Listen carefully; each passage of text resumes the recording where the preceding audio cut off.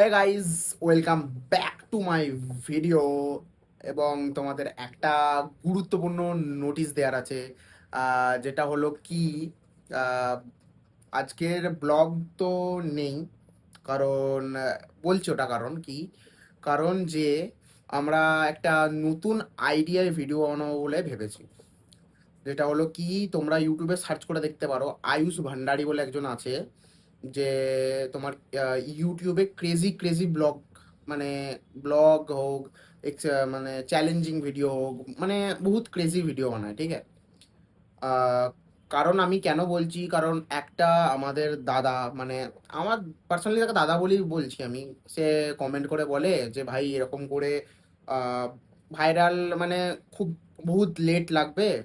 কারণ মানে লেট বলতে কি, না এর বরাবরই হবে, মানে এরকম করে তুই কিছু একটা করতে পারবি না, কারণ এত সাধারণ ব্লগ দিয়ে কিচ্ছু হবে না। তো আমরা ডিসাইড করলাম যে ওরকম কিছু ক্রেজি আইডিয়া আনার চেষ্টা করবো, এবং বা ওরই কপি বানাবো। কারণ অত বাজেট তো আমাদের নেই, মানে ওর ভিডিওর যে বাজেট, আমাদের অত বাজেট নেই।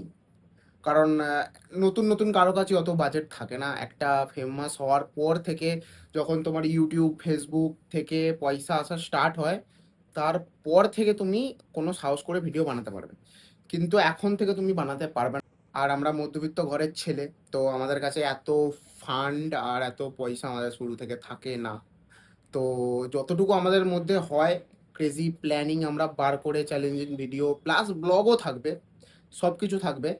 তো যদি এরকম আমি ভিডিও বানাই, তোমরা কতজন কেমন সাপোর্ট করবে সেটা একটুখানি কমেন্টে হ্যাঁ বা না লিখে আমাকে বলে দাও।